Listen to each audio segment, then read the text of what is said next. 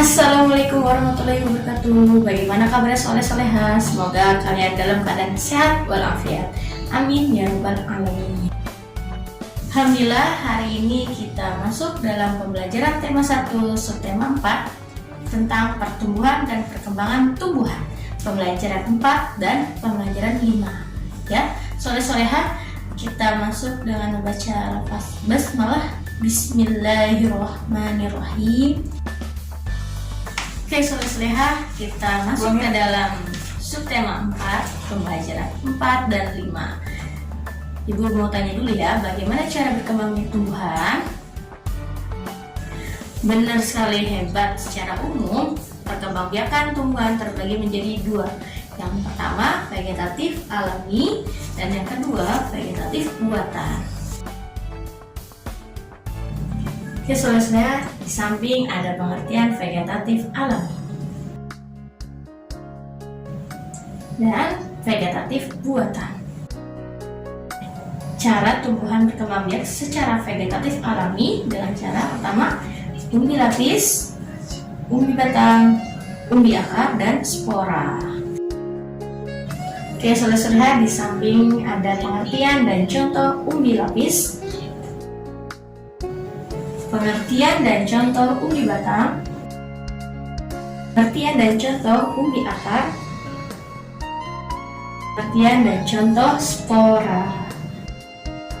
Cara tumbuhan berkembang biak secara vegetatif buatan, yang pertama ada mencangkok, yang kedua ada stek, yang ketiga ada menempel, dan yang keempat ada merunduk, dan yang terakhir ada mengeten. Oke, soleh-soleha, di samping ada pengertian dan contoh dari mencangkok, pengertian dan contoh dari stek, pengertian dan contoh dari menempel, pengertian dan contoh dari merunduk, pengertian dan contoh dari mengenten. Alhamdulillah, kalian sudah mengetahui cara tumbuhan berkembang biak secara vegetatif alami dan vegetatif buatan. Kita lanjut ya, soleh-soleha. Oke, soleh-soleha, silakan saksikan video berikut ini tentang mencangkok. Halo adik-adik semua, apa kabar? Sudah siap untuk belajar hari ini? Kali ini kita akan belajar tentang cara mencangkok tanaman. Oke. Sebelumnya, adik-adik tahu nggak apa itu mencangkok? Mungkin belum ada yang pada tahu ya. Nah, di sini kakak jelasin. Mencangkok adalah teknik perkembangbiakan tanaman secara vegetatif buatan dengan cara mengelupas kulitnya dan membungkusnya dengan media tanah. Nah, sekarang adik-adik udah pada tahu kan apa itu mencangkok? Jangan lupa dicatat. Nah, selanjutnya buat apa sih mencangkok itu? Nah, yang pertama, supaya hasil dari cangkokannya itu lebih cepat berbuah. Siapa aja ada yang pada suka buah, ayo angkat tangan. Selanjutnya, memiliki sifat yang sama dengan induknya. Yang ketiga itu lebih praktis dan mudah dilakukan. Nah, tentunya daripada nunggu dari bibit, mending dicangkok aja ya. Nah, ada mungkin bertanya-tanya nih, gimana sih caranya mencangkok? Nah, di sini kakak jelasin. Yang pertama, adik-adik harus milih dulu bagian batang mana yang dicangkok.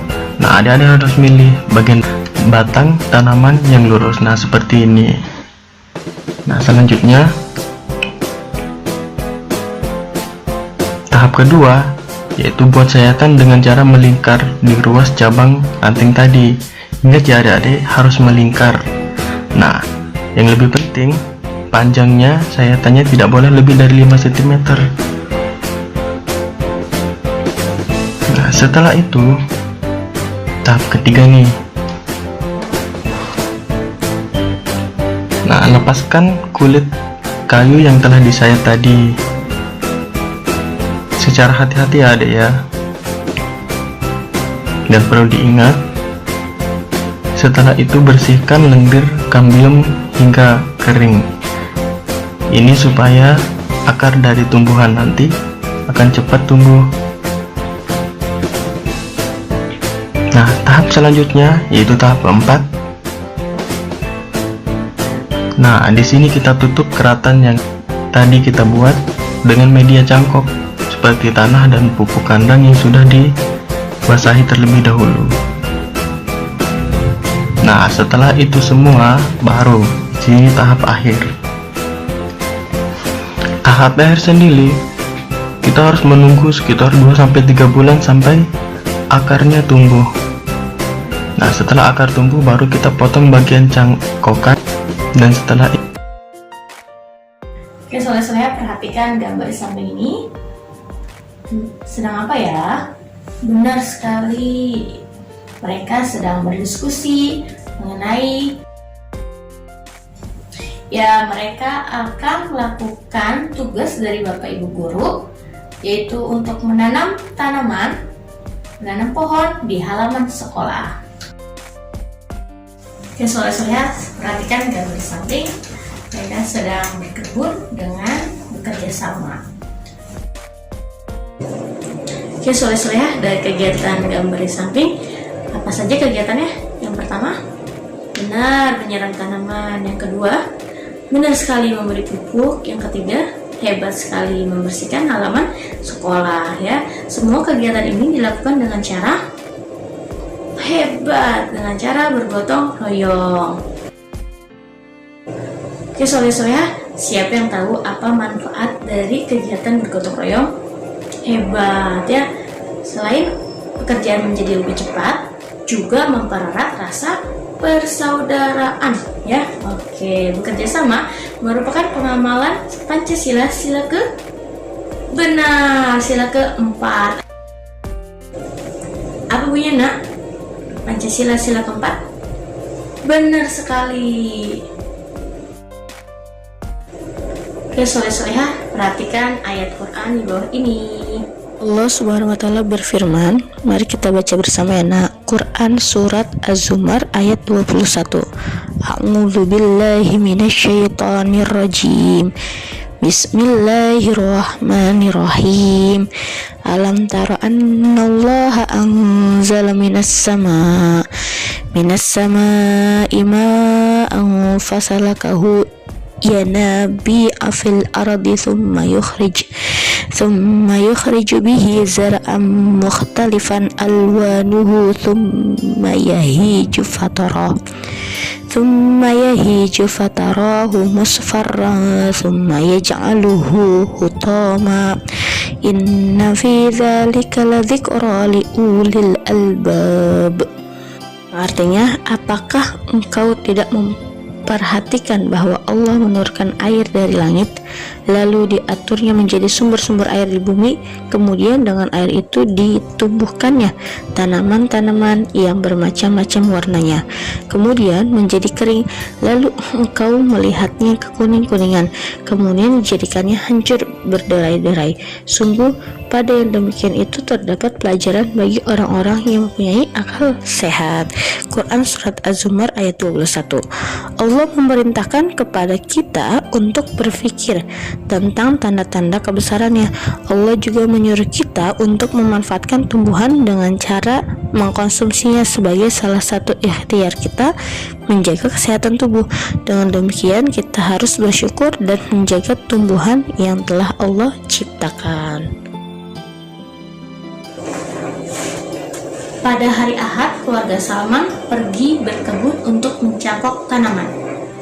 Terdapat pekerja berjumlah 5 orang yang akan mencangkok tanaman. Ada Salman, ada ayah, ada ibu, ada kakek, dan ada paman. Terdapat 120 pohon induk yang siap dicangkok. Berapakah jumlah bibit yang dicangkok setiap pekerja? Bantu Salman ya, soleh-soleha, untuk menghitung berapakah jumlah bibit yang akan dicangkok oleh pekerja.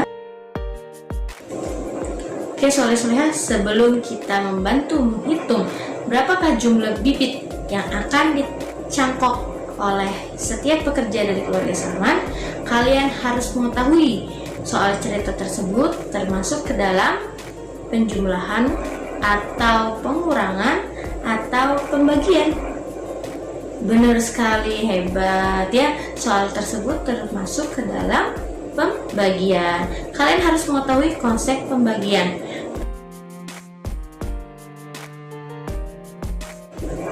Konsep pembagian merupakan perhitungan pengurangan berulang. Jadi, soleh-soleha harus mengetahui konsep dalam pembagian ya, perhitungan pengurangan berulang. Oke.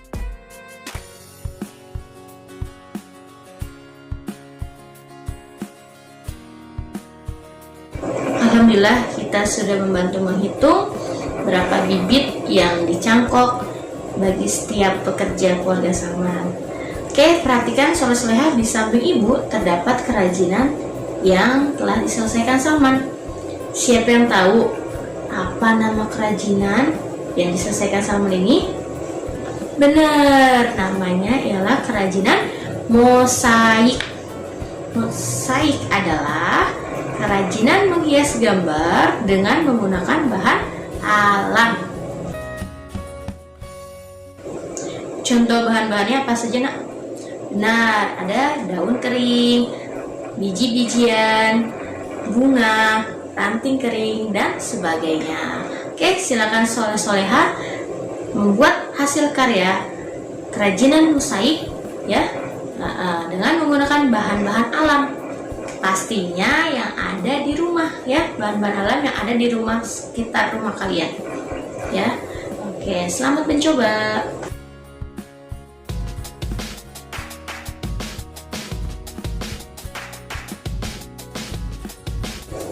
Alhamdulillah, pembelajaran hari ini telah selesai. Semoga kalian mendapatkan ilmu yang bermanfaat, ilmu yang berguna bagi kehidupan kalian kelak. Amin ya robbal alamin. Mari kita tutup pembelajaran hari ini dengan membaca hamdalah alhamdulillahirabbil alamin dan doa kafaratul majelis subhanaka Allahumma wa bihamdika asyhadu an la ilaha illa anta astaghfiruka wa atubu ilaik. Oke, sekian dari Ibu. Billahi taufiq wal hidayah. Wassalamualaikum warahmatullahi wabarakatuh. Bye bye. Tetap semangat belajar di rumah. See you tomorrow.